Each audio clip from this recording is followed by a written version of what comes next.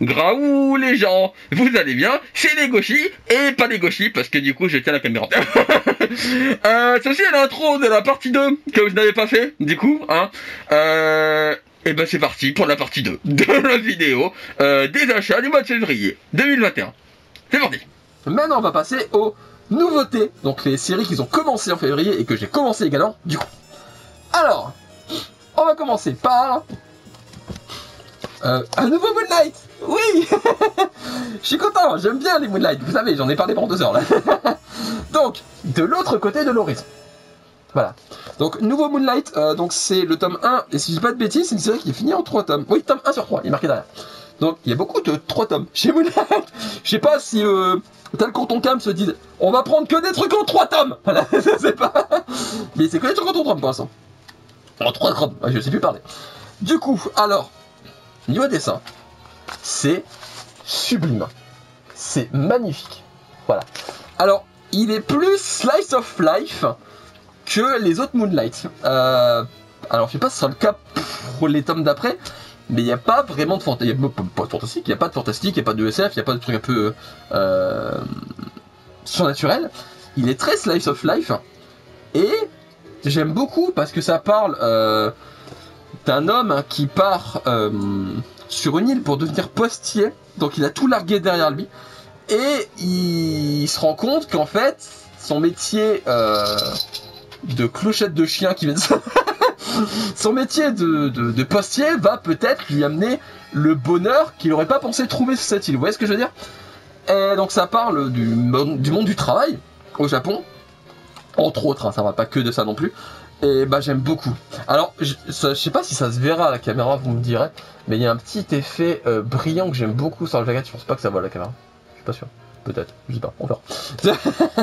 Et moi j'aime beaucoup. Le Club de l'Horizon, c'est vraiment un super premier tome. Du coup, sur 3. Et bah encore une fois, Moonlight fait un sans faute. Voilà. Je le redis, Moonlight fait vraiment un sans faute. Dès le Canton Cam, vous faites un taf incroyable pour sélectionner les Moonlight. Voilà, clairement. Vous les choisissez super bien. Vraiment. C'est vraiment un sans faute cette collection. J'ai été vraiment confiant quand vous l'avez lancé. Et bah, je suis très content que vous l'avez lancé. Voilà. Pour l'instant, c'est vraiment sans faute. J'aime tous les mangas de cette collection. Et de l'autre côté de l'horizon, en fait partie. C'est vraiment un super manga.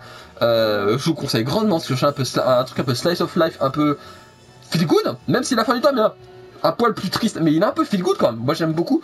Donc voilà, dans le côté de l'horizon, c'est un super manga, je vous le conseille énormément. Alors, ensuite, on continue dans les nouveautés.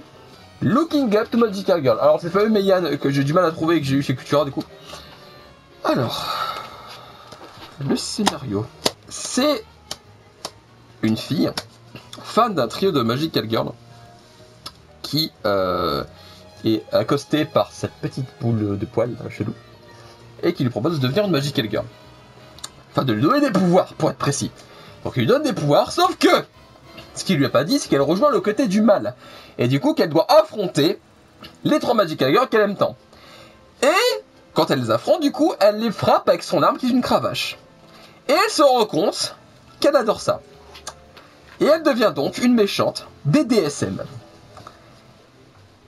C'est pas moi qui l'ai acheté. C'est pas moi qui l'ai acheté. Alors, par contre... et bah c'est très bien. Voilà. C'est très très bien. J'aime beaucoup. Ça n'a aucun sens, encore une fois. C'est débile. Et bah vraiment, c'est une bonne surprise. En vrai, c'est vraiment une bonne surprise. Bah pareil, je pensais pas aimer à ce point, mais en vrai, c'est vraiment bien. Alors ça se lit à une vitesse. Je l'ai lu en 10, même pas 15 minutes, je crois. Vraiment, ça se lit. Bah après, il est fin. Je veux dire, il est pas très épais. Mais moi, j'aime beaucoup. C'est débile. Alors pareil, c'est moins pervers que Super Excellence. Il y a moins, pour l'instant. Il y a moins de boobs, de petites culottes, tout ça. Mais on verra le temps d'après. On verra après. Alors, bah je vais pas m'étaler pendant 3 heures non plus dessus, parce qu'en vrai, j'ai pas grand chose à dire. Je vous ai expliqué le concept, et bah le concept, bah c'est tout le tome en vrai, donc je peux pas vous dire autre chose. C'est vraiment débile. Après... comme j'ai dit, c'est moins pire que Super Excellence, donc je peux plus le conseiller si vous aimez pas trop le ecchi. Parce que ça reste un peu plus soft, pour le moment en tout cas. Je vous le dirai, ce tome d'après, ça devient un peu plus hardcore. Mais voilà, si vous n'avez pas trop le ecchi, en vrai, celui-là, il peut quand même passer. Donc je vous le conseille grandement, donc c'est chez Meian, donc j'espère que vous n'aurez pas autant de mal à trouver que moi, j'ai eu du mal à le trouver. Et c'est vraiment bien. C'est vraiment bien. C'est un premier tome très prometteur, ouais. Très prometteur. Et donc je vous le conseille quand même. Je vous le conseille grandement, même si vous êtes pas trop fan de ecchi, je vous le conseille quand même. C'est vraiment super. Moi j'aime beaucoup. Donc c'est Looking Up to Magical Girl. Un truc assez marrant. Alors après j'arrête dessus. C'est assez marrant que le texte. Alors vous, avec les films miroirs, ce sera l'inverse. Mais normalement là c'est à droite et là c'est à gauche. Vous voyez, alors que normalement ça devrait être l'inverse. Enfin, le texte il est mis à droit dans le sens japonais, c'est marrant. Voilà, c'est juste une petite anecdote qui sert à rien, mais je trouve ça marrant. Donc voilà, et on va continuer donc avec. Alors c'est une nouveauté, mais c'est un one shot, donc c'est déjà fini. Sarah le samouraï aux fleurs chez Nobinomi. C'est ça. Chez Nobinomi. Alors que dire à part que. Pareil, c'était une bonne surprise. C'est une super bonne surprise. Alors c'est un one shot, comme j'ai dit, donc c'est déjà fini. Niveau dessin, c'est magnifique. Alors, je sais qu'il y a des gens qui ont un peu peur des one-shots en pensant que comme c'est un one-shot, l'histoire ne sera pas développée jusqu'au bout, que c'est un peu rushé, que vous voyez ce que je veux dire? C'est pas le cas. C'est clairement pas le cas dans Sarah le samouraï aux fleurs. L'histoire tient en atomes et ça finit parfait. Voilà. Aucun problème en termes de rythme. Tout tient dans un tome et c'est nickel.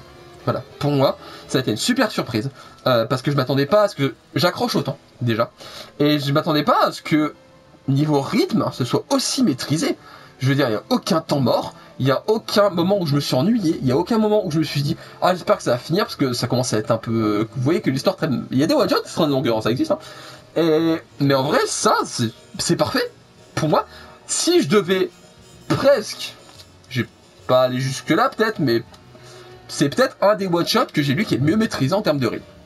Voilà. C'est peut-être un de mes one-shots préférés, même, du coup. Parce que... Il est nickel. J'ai adoré Sarah le samouraï aux fleurs. Alors c'est du post-apo avec des robots géants. Et donc le héros qui se bat avec une arme florale, entre guillemets. Je vais pas trop vous en dire, pas trop vous spoiler. Parce que la découverte de pourquoi, du comment, de l'univers de ça est vachement importante. Donc je vais m'arrêter là, je vais pas trop m'étaler dessus pour éviter de spoiler tellement j'ai adoré, je pourrais en parler pendant des heures. Mais j'ai peur de spoiler sans le vouloir du coup. Donc Samara, la samouraï aux fleurs. Voilà, c'est nouveau titre. Sarah le samouraï aux fleurs, je vous le conseille grandement. Franchement, donc c'est un one shot en plus, donc si vous devez acheter un one shot parce que vous cherchez un manga, vous voyez, ça a un peu de budget, vous savez pas quoi acheter, tout ça, bah je vous conseille ça. C'est un très bon one shot. Et on continue avec la dernière nouveauté du mois de février, qui est le très attendu Burn the Witch de Tite Kubo, auteur de Naruto. Alors, auteur de Bleach. Alors, déjà, avant de parler du temps, un truc que j'adore dans Burn the Witch. Ça, c'est la jaquette, d'accord? Et en dessous, donc la sous-jaquette, c'est sublime. Voilà. Il y a un effort sous la sous-jaquette qui est incroyable. Franchement, c'est la sous-jaquette la plus belle que j'ai vue, je crois. En couleur comme ça, avec l'artwork, il est magnifique. Le tome est magnifique, voilà. C'est juste pour une petite aparté comme ça. Mais vraiment le tome, mais même regardez l'intérieur. Là c'est la jaquette. Regardez l'intérieur. Il y a un effort de ouf dessus. Alors je suppose que c'est pareil au Japon, que c'est pas Glénat qui a décidé chez Glénat, je l'ai pas dit. C'est pas Glénat qui a décidé de faire ça. Mais en vrai, c'est incroyable. La présentation du tome est vraiment incroyable. Donc, Burn the Witch. C'est donc par Tite Kubo, auteur de Bleach, ça se voit. Ça se voit que c'est l'auteur de Bleach. Ça se voit fort.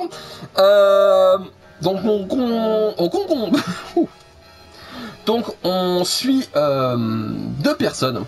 Donc les deux héroïnes principales, j'ai oublié leur nom. C'est Gertrude et Robert. Je sais plus comment elle s'appelle. Attendez, je cherche vite fait. Elle s'appelle... Donc c'est Noël et Nini. Voilà. Je peux vous montrer la page, là où on les voit, la présentation. Noël et Nini, voilà.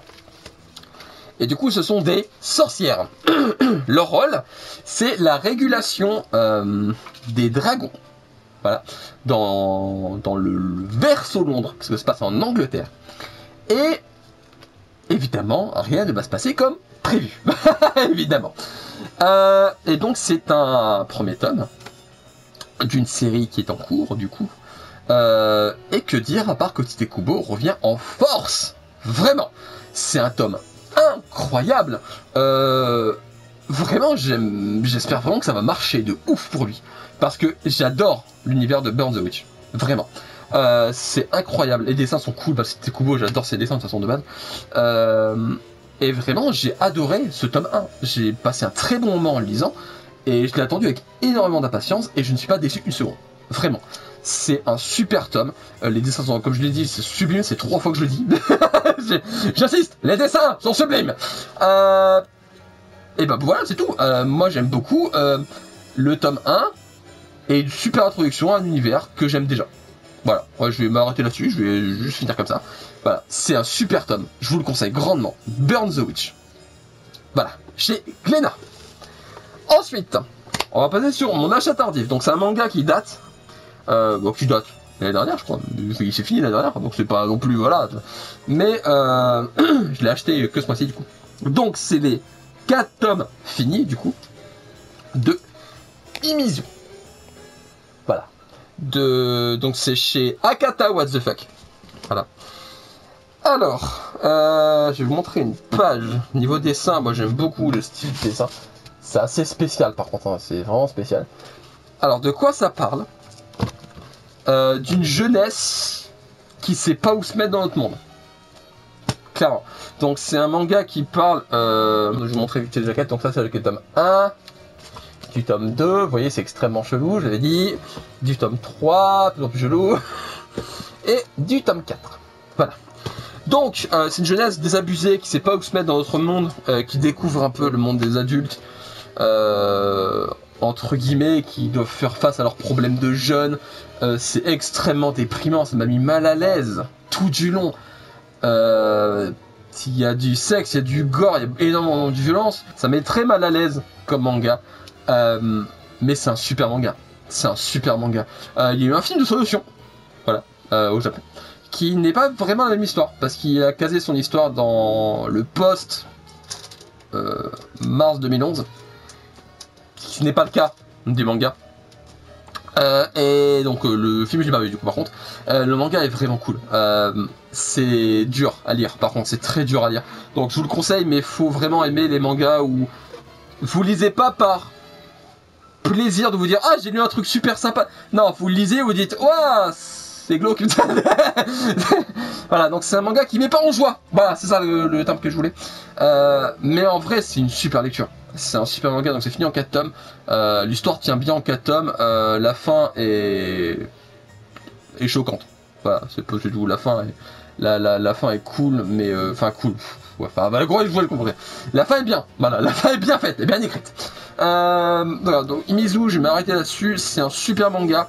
Par contre, vraiment, faut vous dire qu'il faut s'accrocher quand même pour le lire. Ensuite, parlons sérieusement. L'assistant a acheté un truc. À la base, je connaissais que de nom. Et il a acheté Super Xeros. Alors, j'ai galéré à trouver une page où il n'y a pas ni boobs, ni culotte, ni quoi que ce soit de sexuel. C'est un ecchi limite, hein. C'est un ecchi qui est vraiment limite. Donc regardez une page où il y a... Bon, il y a des barres, mais ils sont habillés. Alors le principe, c'est des insectes géants qui volent l'énergie érotique des humains pour les empêcher de se reproduire, mais des jeunes gens, dont un homme et son harem, ont encore leur pouvoir érotique via des montres qui leur permettent de se transformer en super-héros, qui se foutent donc à poil pour combattre l'insecte géant, et pour recharger leur énergie érotique, il faut qu'ils deviennent des gros pervers dégueulasses. Voilà le scénario de Super Xeros. Est-ce que c'est nul? Absolument pas. Est-ce que c'est génial? Absolument. C'est cool. Je pensais pas aimer en vrai. Donc pour un coup qui achète un truc. Il a acheté un truc sur un coup de tête. Un coup de. Waouh! Il a acheté un manga sur un coup de tête. Et bah il l'a bien fait. En vrai. Bon, alors, disclaimer, hein. Si vous n'aimez pas les trucs où il y a des nibards pour rien, où il y a des positions très tendancieuses pour rien, où ça parle de cul, de hentai, de tout ce que vous voulez en rapport avec le sexe, n'achetez pas Super Excellence. Parce que c'est que ça.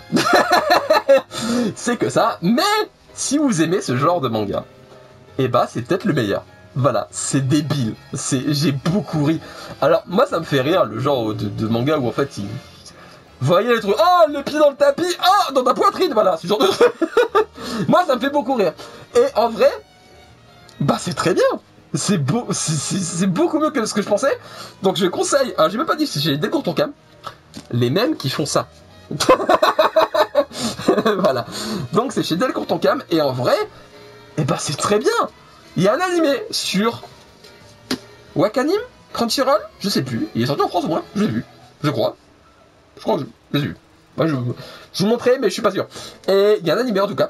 Et donc voilà, donc Super Exeros, c'est incroyable, c'est débile, ça a aucun sens. Achetez-le. Voilà, achetez-le, je peux pas vous dire autre chose. Si vous aimez ce style de manga, c'est un must-have. Donc il y a 2 tomes en cours pour l'instant. Donc achetez-le. Voilà, c'est un super manga. Achetez Super Exeros si vous aimez le style, je le reprécise parce que c'est spécial. Hein. Et ensuite, mon achat d'occasion, j'en suis fier.